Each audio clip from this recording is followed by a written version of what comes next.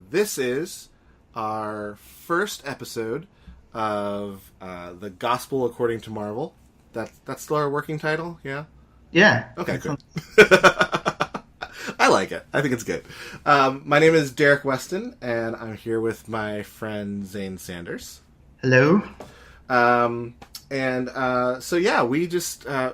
are a couple of guys who are friends, and we both love the Marvel Cinematic Universe, and we've had a lot of fun conversations about it. And we have been doing some writing projects together, and I've been listening to a lot of podcasts lately, and I thought, I would love to do a podcast about the MCU and kind of how it connects to some spiritual themes. And I thought, there would be no one who would be more fun to do this with than Zane. So, Zane, thank you for... And I was touched by you thinking of me, so thank you for having me. Yeah, no problem. Thank you for doing this with me. Zane, where are you, and what do you do these days? Yeah, so right now I am in Ohio, and I am a worship arts pastor at a church in Ravenna, near Akron area. Cool. I'm also a writer for moviepilot.com or creators.co, whichever one you want to visit. Right. Those are the two things that are on my plate right now. Cool. And I am a spiritual director, kind of at-large Presbyterian minister, and also doing a lot of writing, DerrickLWeston.com. So before we jump into the movies, kind of what's your history with Marvel and Marvel properties? And Yeah. were you like a comic book kid growing up? Sort of. I was one of those like guys that were on the outskirts of. I was like leaning in, looking at all the comics, but I was too poor to actually buy comics. So like I had an interest and I read friends' comics, but I would never really had my own. Yeah. So that was me. Yeah, same. Like I had a very small handful of comics that I would buy on occasion. My intro was, like, Marvel stuff has been around, obviously, Mm-hmm. all of both of our lives. Right. But 92 was when the X-Men animated series came out, and that was kind of like my big Yes. intro into the comic book world was the X-Men animated series.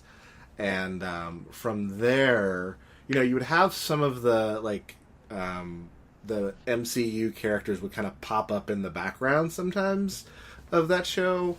But and then there were a couple other cartoons. None of them were as good as X-Men, but there were a couple MCU related shows, Marvel related shows that kind of popped up.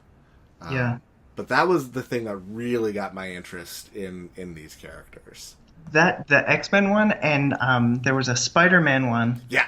What was that? 94 must Yeah. have been. And that one was probably Yeah. where I really gained interest. And then I started watching the X-Men along with that. Yeah, those were such good shows. And the Spider-Man one actually had that one actually had even more Marvel characters. Iron Man actually appears, and Captain America shows up, and a lot of the big players in the future MCU show up in that animated series. That was a God, those were good cartoons. We had good cartoons when we were kids. Did.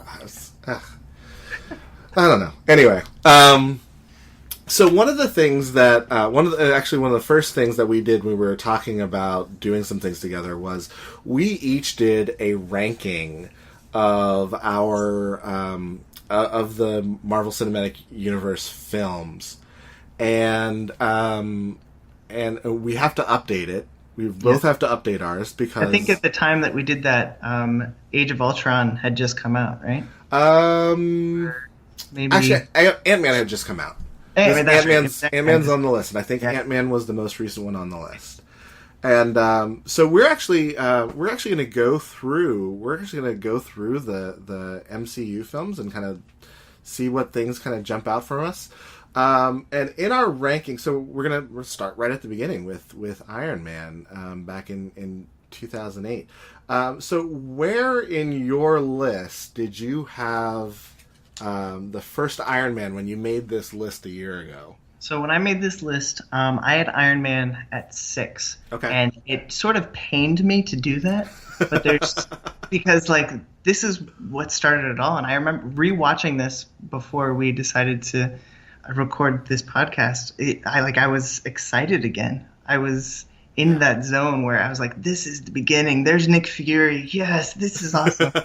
And so it still sort of pains me that it's at 6, but like there's been a lot of good movies in the MCU. So yeah.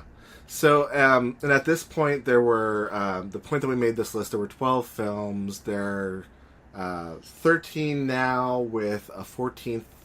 Actually, by the time we have this out, the 14th Doctor Strange will be out. I also had it at number 6, so kind of the midway point of the list. And the same kind of thing. Like, as I look at the list, I'm like, oh, it should be higher because it's the movie that starts it all. And actually rewatching it, it looks very clearly like there was a plan to go forward. Like, it really does seem like Marvel and Disney had this plan. Maybe not all of the details and minutia figured out, but definitely a direction that they wanted to go. Well, it's like earlier I had said the line when he's testing the Jericho. It's almost as if Marvel is saying, "Is it better to be feared or respected?" I say, "Is it too much to ask for both?" And I think that Marvel really did that with Iron Man. Yeah, absolutely. So yeah, it's painful to have it at 6. At the same time, I look at the list, and so I actually have it right behind Ant-Man on my list. So maybe I could flip those two, but the top of my list, I feel pretty good about. So yeah. and we'll get there. But yeah, it's a. I mean, here's the thing. Like, it's number 6 on this list of movies, and it's a great movie. Yeah. Well, and let's be honest, like even whatever's in 12th and eventually 13th place, like it's still a good movie. Yeah, absolutely. Just, like yeah. They really haven't put a dud in the MCU yet. Knock on wood, because like I said, going to see Doctor Strange soon. But I mean, early reviews for that have been good. Yeah, absolutely. But yeah, it really doesn't feel like I feel like they do such quality storytelling, such quality casting, and the first Iron Man really sets the tone for all of that. So we've been talking a little bit about where we were at least where we were in life when the first Iron Man came out. And that was actually, I believe that was the summer we met. Yeah. 2008. We met early in the summer. Yeah. And then the movie came out in May. Okay. May 2nd of 2008. Nice. And we were working at this urban ministry, the Pittsburgh Project, and I believe I was actually supervising you that year. Yeah, it was also, so what's funny about this to me, like in retrospect, is the fact that, so we're doing this podcast, and this was sort of the beginning of our friendship, was the year that Iron Man came out, which is kind of awesome. But also just kind of looking back on it, like that was the summer that was the Dark Knight summer. You know, like that was like the Dark Knight was the thing everyone talked about, and rightfully so. I mean, it was a great movie, right? Yeah. But it's also just kind of funny to look at the divergent paths that Marvel and DC have gone in terms of their film and film qualities. For sure. And Iron Man was kind of the beginning, was kind of setting the table for the beginning of a universe, whereas DC, even though they had just like released a blockbuster, an amazing film, was not really setting up for the kind of thing that Marvel was doing then, and is now Right. kind of playing catch up. Well, and that was sort of at their height too, because Yeah, The Dark Knight was the best in the trilogy. yeah, Many believe, and yeah. so yeah, that was Easily. really at their height. And they could have gone somewhere further with that, but yeah, didn't. yeah. Anyway, So- this is about Marvel. yeah. We're not talking about DC. No, yeah. So, what do you remember? Kind of first impressions of Iron Man? I mean, so first of all, the casting of Robert Downey Jr. Yeah, as Tony Stark, like you couldn't have found a better fit or a better starting point yeah, for these movies to really take off. If you're gonna go all in, you can go all in on Robert Downey Jr. So Yeah. that was definitely in my first impression. It was just phenomenal. yeah. It's still phenomenal to sit through that movie and watch him do what he does so well. Absolutely. I mean, I totally agree. That was my first thought too. Was there was no one they could have picked for that role who would have been better than Robert Downey Jr. I mean, and he had kind of been in obscurity for a while. You know, he wasn't really. He had done a couple small things, but he hadn't really been on the scene in a big way in a very long time. And then all of a sudden, you know, because his public persona, like, it kind of includes a past that had a lot of, you know, hard partying. And so he comes into this role of this kind of spoiled playboy billionaire, and it's like, yeah, that's believable. That's him. Yeah. Like, this might not all be acting. Some of this might have been based on reality.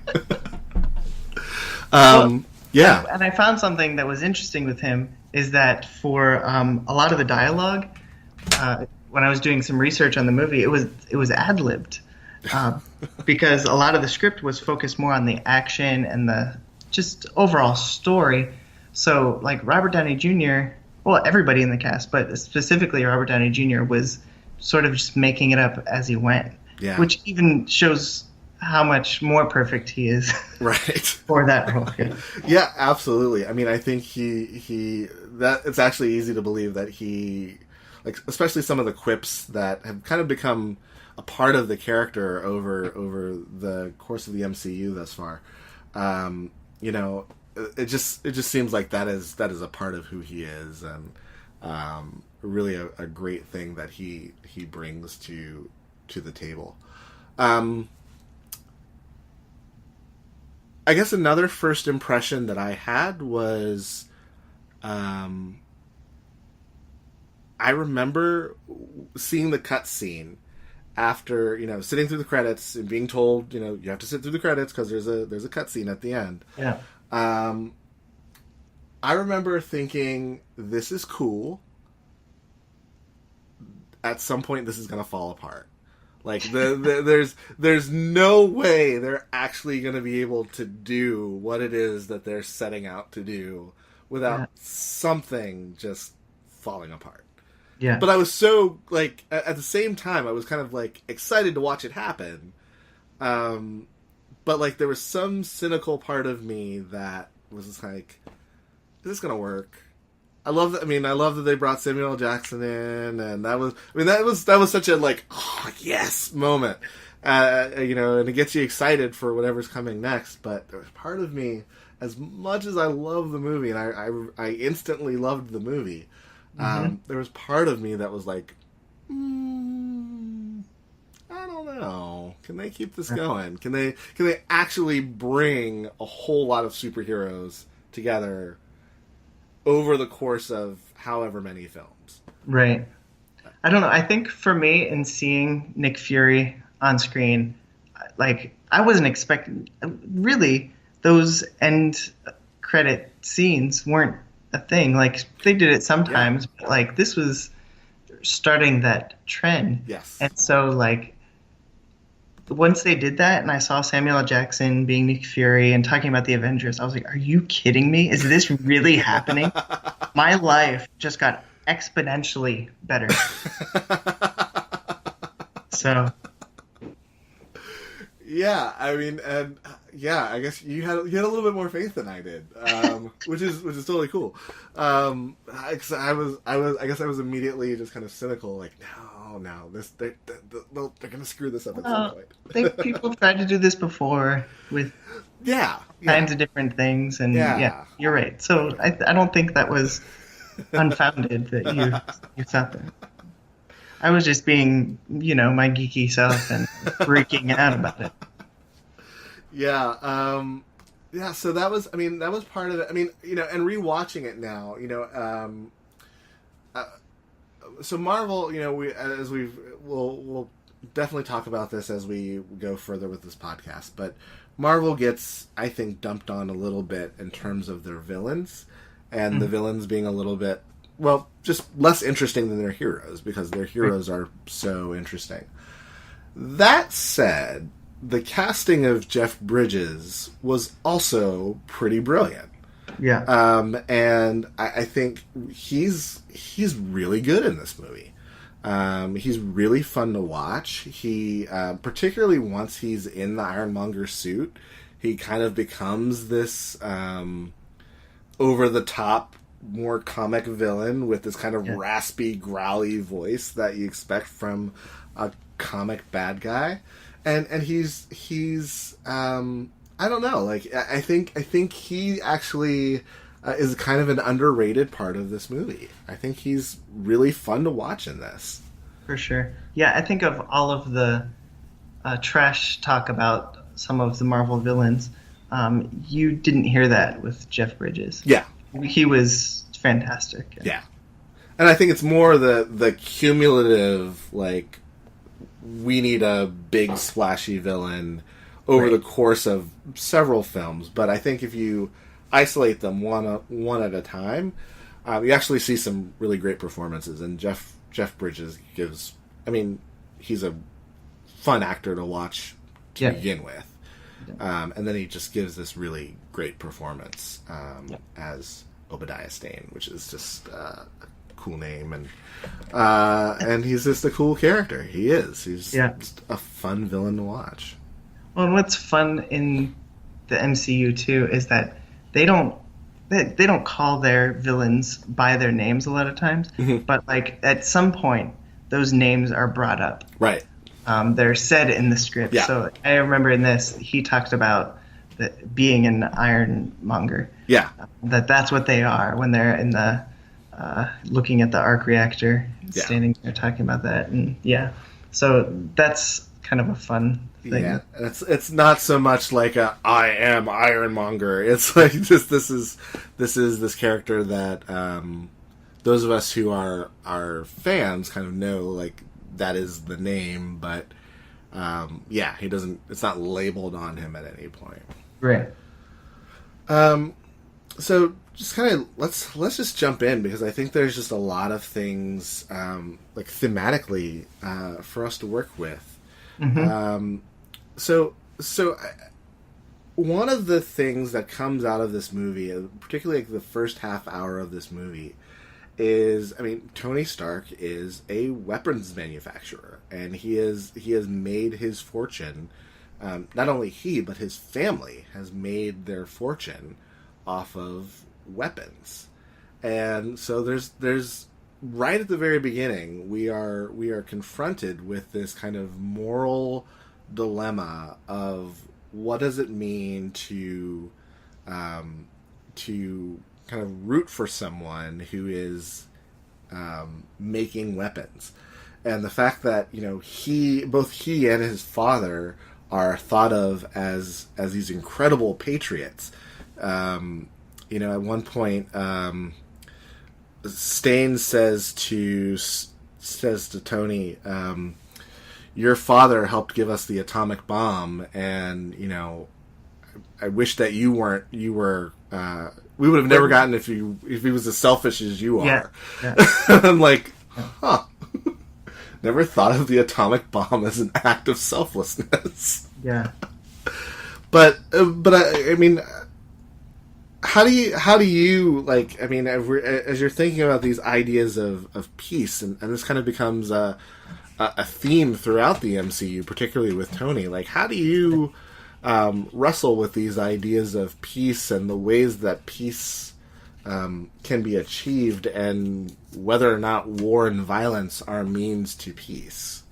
Right. Yeah, no, that's an excellent question. I think that, and like you said, Tony Stark definitely struggles with this throughout all of the movies that he's in the MCU. But I think as we look at these heroes and sort of what they represent to people, they give them hope in a lot of senses. And so it's a turning point for Tony Stark when he decides he wants to not do weapons. He doesn't want to be a weapons manufacturer anymore. Right. But he still creates weapons for himself. Right. In a big way. And so I think, what is peace then? Yeah. In Tony Stark's mind, is it not having weapons anymore, or is it being the weapon and having control over everything that he has? Yeah, yeah. He says at one point, I've heard it said that the best weapon is the one you never have to use. I prefer the weapon you only have to fire once.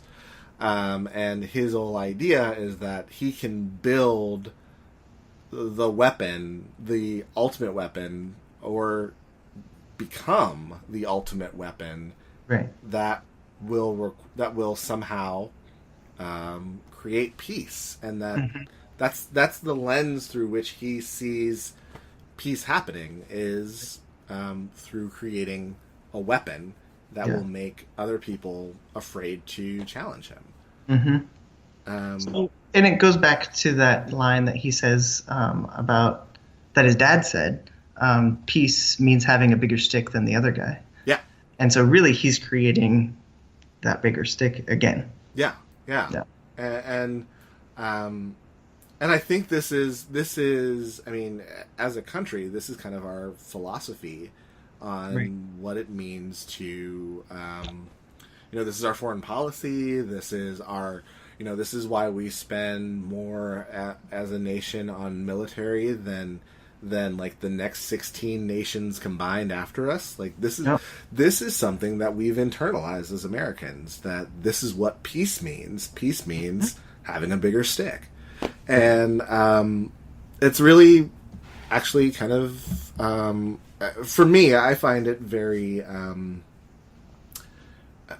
I find it that in direct opposition to my faith. Right. Like, for me, I only see that violence begets violence, and that and the movies actually kind of show that, right? That, like, every time you build a weapon, the next movie is about someone building a better weapon than you, or building more of them than what you have, and it's always an escalation game, and you're not actually achieving peace. You're just achieving more brutal war. Yeah, absolutely. So, shifting gears just a bit. I lost his name again. Jensen. Thank you, Jensen. Yes. The character that Tony encounters in the cave when he is held hostage by the 10 rings. He asks Tony at some point. I just thought this was a really great line. He says, "Do you have a family, Stark?" And Tony says, "No." And his response to him is, "So you're a man who has everything and nothing." And I think this is another thing that I think is really just kind of telling about who Tony is, what are the things that he values, and maybe even a little bit why he is the way he is. He's definitely living in the shadow of his father, but other than that, there's not a whole lot of family ties. There's not a whole lot of he doesn't have a lot of relationships. He just not connected to a lot of people. Well, and what's interesting is when he comes back, like that's the moment that you see the relationship between Pepper Potts and him really start to develop into something more. Yeah. Too. So. Yeah, and you know, at that point, he acknowledges to her, you know, you're the only person that I have. Right. And later she says the same thing to him, which is really interesting. But this idea that, again, I kind of look at this person who, on the surface, I mean, as we see Tony at the beginning of the film, and it's very funny that he's incredibly rich. He has women around him all the time. He has plenty of money to do whatever he wants. But, you know, as we see in so many stories, this is a pretty hollow existence for him that doesn't have a whole lot of real connections. And it's also interesting that Jensen says, you know, talks about the fact that he's going to see his family again after they get out of this cave. So there's sort of a faith component there that he's got a belief that whatever his belief system is, it's going to reunite him with his family. And what's important. Which is what's important to him, you know. And then he, you know, with his kind of dying breath, tells Tony, don't waste your life. Yeah. And that kind of feels like that is echoing in Tony's head for the rest of the movie. Yeah. Well, and not even just the rest of this movie, but that's what he tries to do. And I know we're just talking about this movie. No, go ahead. Into other stuff, but like throughout the rest of the MCU, like what is he doing with his life? Yeah. I mean, and he seems to be, you know, I think as we get farther and farther along, he seems to constantly be going deeper and deeper into this existential crisis of what is my purpose. And he even says later in this movie, I shouldn't be alive unless it was for a reason. That there is some purpose, there is some meaning for his being alive. And I think that in and of itself is so relatable because lots of us, no matter what our faith tradition is, or even if we don't have one, like we think that we're alive for a reason, that there's something that we're supposed to do. And so that's one of those things that I think makes Tony Stark so relatable to everybody. Yeah, absolutely. And I think it's also the fact that, you know, I think like Tony, we all do meaning making around the really hard things that happen, you know? It's not just that his life was spared for this purpose, but he's been through this really hard experience, but maybe I would say definitely the hardest experience of his life thus far. Yeah. And he's got this thing in his body that is holding death at bay, like literally holding death from entering his heart. And he's doing meaning making around why am I alive and why did I go through this horrible experience? And I agree, that's totally relatable. That's exactly what all of us do, and I think that's a lot of what faith at its best does for us, right? It gives us that place where we can do some meaning making around the things that are really hard in life. For sure. Yeah. And I think kind of taking that a step further, Tony's life after his experience with the cave is which is also interesting. I didn't think about that, but like, you know, a lot of for a lot of heroes, if you think about like heroes' journeys, like a lot of their transformative moments happen like in a cave or going into like the depths of hell or into Hades. You know, Yeah. Luke Skywalker in a cave. Yeah. But he comes out of the cave like a lot of heroes. He comes out of the cave transformed. You know, he comes out of the cave with a completely new lens of what it means for his life, and he's seen firsthand the damage that he's created. You know, and he's seen firsthand that his weapons have destabilized a lot of the world. And I think one of the big themes of this movie and going forward with Tony Stark's story arc and character arc is redemption. That he's put so much violence and poison into the world, and he feels like he's working for his own redemption, which I think is really interesting.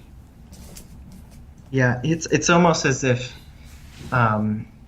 not just redemption, but responsibility is sort of a theme that, at least in his mind, keeps popping up. Like, this is my responsibility to clean up this mess and to move forward from here. And again, not just with Iron Man, but Iron Man 2, Iron Man 3, Age of Ultron, all that stuff. It's something that he carries on his shoulders alone. And I think going back to family dynamics and all that, I think in a big way, the initiation of the Avengers sort of becomes that family placement for him, as he continues to look after or seek after that redemption for himself. Yeah, that's a really good point. I think that becomes his place of connection with other people. That becomes his family unit as he gets deeper into this. But yeah, I mean, it's interesting because I think we see maybe not so much in this one, but to some extent in this one, we see the pitfalls of kind of trying to work out your own redemption and trying to take so much responsibility. Like, I mean, it actually, in some ways, it kind of feels like it drives him crazy a little bit. The I have to fix everything, the I have to solve everything, actually kind of feels like it possesses him. And in this movie, we see a little bit of it, and things kind of, you know, it all kind of works itself out at the end of this movie. Right. But we see the seeds, I think, and again, I think it feels like Marvel had a plan from the beginning, that the seeds for Tony's sense of responsibility and his need for redemption is ultimately going to take him to some much darker places. Yeah. Which I think is just kind of fascinating to watch. Like that drive could actually go to some pretty dark places. Yeah.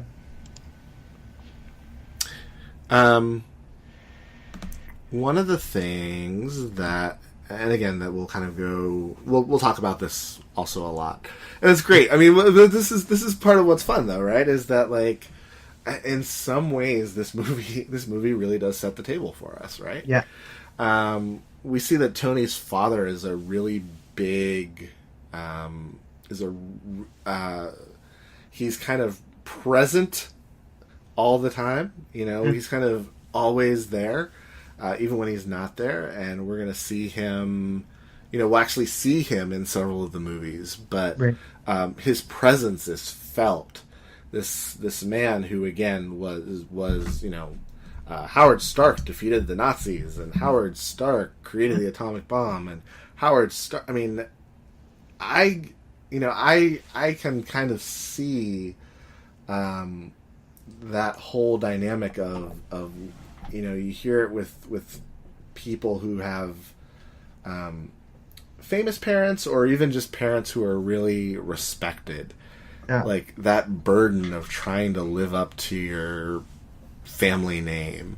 And it kind of feels like again, I think, yes, there's the burden of personal responsibility, but I also feel like there's this aspect of living up to the family name that Tony's stuck with. Yeah.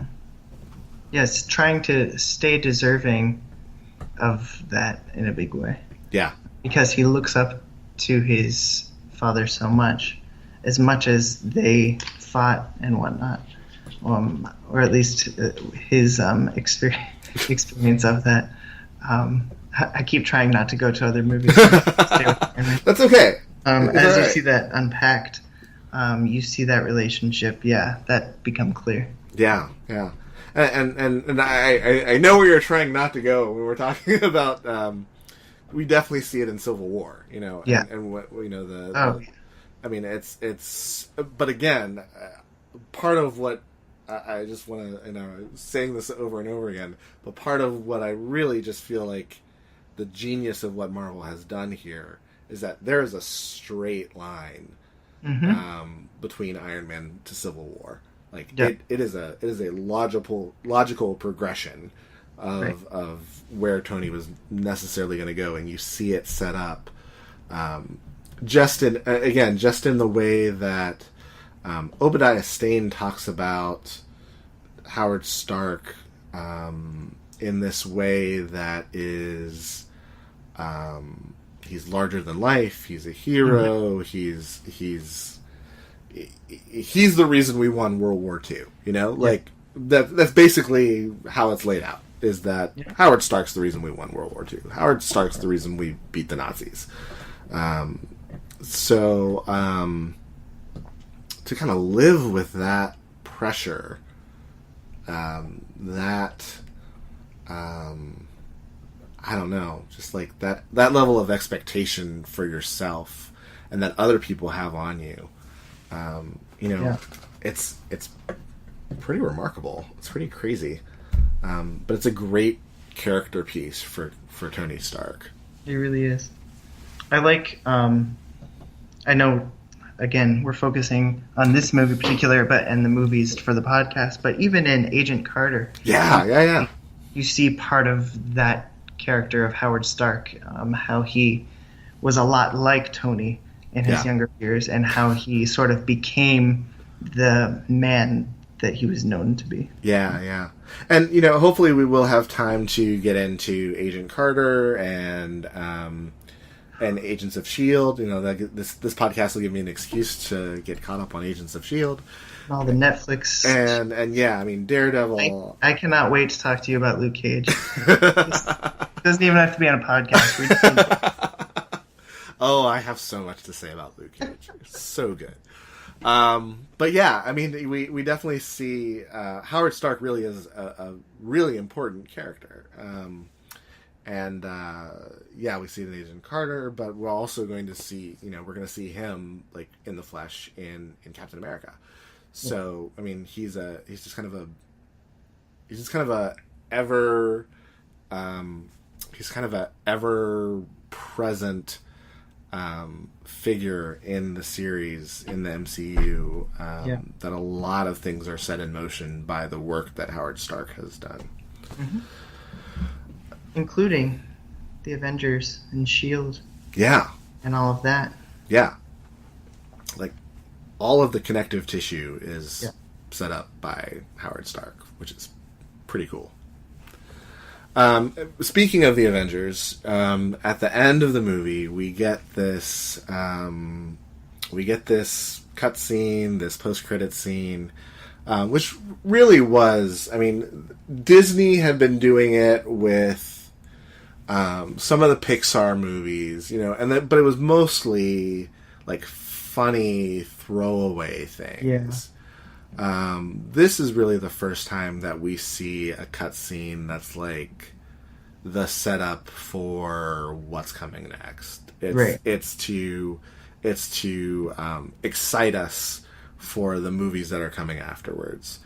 And we see Samuel L. Jackson standing in Tony Stark's mansion looking out the window and somehow bypassed all of Tony's security. And Tony's just standing there like, what is going on? Why? and it's like, well, he's Samuel L. Jackson. He can bypass your security.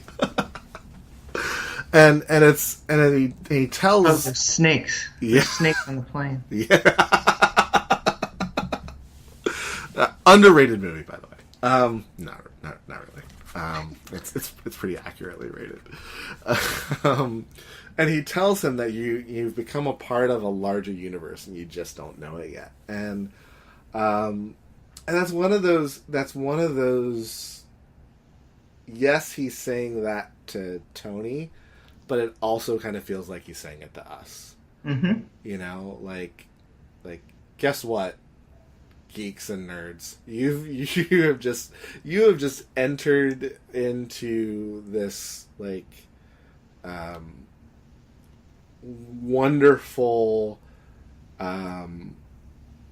piece of storytelling that is going to unfold for an unknowable amount of time, and this is about to add a whole lot of joy to your life. Well, I feel like if we're looking at this through a faith lens, really that's a story that we hope and see for ourselves too. Yeah. That we are part of a larger universe and playing our part in that. Yeah. So that's kind of a cool tie. Yeah, absolutely. That's a great connection. I think that's definitely true. That's a part of, I think, the quote we often hear is that we, instead of trying to fit God into our story, is that we are trying to find our place in God's story. Mm-hmm. And it's frustrating sometimes when you only have your individual movie. Yeah. And we want to jump, like we've wanted to do like this whole podcast of just jumping into the larger story. Because it's so, like, it's we're part of something bigger, and that has all these connected pieces and all these interesting people and all these interesting experiences, and we get to be a part of something bigger than ourselves, which I think, again, that's one of those things that religion can do really well, is connect us to a larger story, something bigger than ourselves. Mm-hmm. And I think for someone like Tony Stark, who has never really experienced that there is something bigger than himself, he's kind of, if there is something bigger than himself, it's his dad. Like, that's the only thing that's ever been bigger than him in his life. But now all of a sudden, the world is unfolding in front of him in a way that is big and uncertain, and is going to be filled with all kinds of crazy characters and crazy adventures, and there's going to be triumph and there's going to be failure, and that's all part of the story too. Yep. And that's it for us too. It's kind of cool. Yep. Absolutely. So so what if I don't know, what do you think is I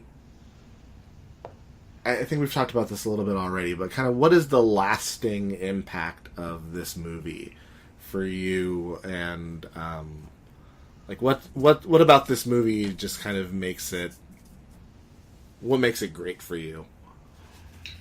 Yeah, well, I think, like we said earlier, the whole thing with Marvel really making a statement that this is where they're headed, and what they may not know specifics, but they know kind of generally where they want to go. and for me that was huge. Yeah. As far as going back to the list of putting it on 6, I think the reason it pains me to see it at 6 is because it does have a lasting effect. Yeah. Like, it's one of those movies you think back fondly on, and I can't think of one thing about this movie that I would have changed. I'm not a huge Terrence Howard fan, but they pretty much fixed that. So. But, like, Jon Favreau was just so... He's good at this. Yeah. This kind of storytelling and setting things up. And so, really, this was Marvel saying, here we are. We're going to be staying for a while. Yeah. And get ready, nerds and geeks, because put on your big boy pants. We're taking this for a ride. So that was the lasting impression that it continues to have. Yeah, absolutely. And I forgot to mention the Terrence Howard thing. Not missed, I'll be honest. Yeah. Like, if you tell me that we're going to swap out Terrence Howard for Don Cheadle, I will take that any day of the week. Any day, any movie. Any movie. Make it happen. No offense, Terrence. No offense to Terrence Howard. But I mean, that was, and he's great in this movie. He plays the role very well. But Don Cheadle, come on. Yeah. It's hard competition. So that is Ironman. That is kind of our beginning of the MCU and our beginning of walking through the MCU. And our next movie will be The Incredible Hulk, and which I actually have a lot of strong feelings about, but we can talk about that next time. In the meantime, if for those who are listening, if you have, if there are maybe some faith connections in this first film that Zane and I have missed, feel free to reach out to us. Zane, are you cool with giving your Twitter handle? Yeah, I'm on Twitter at Zane E. Sanders.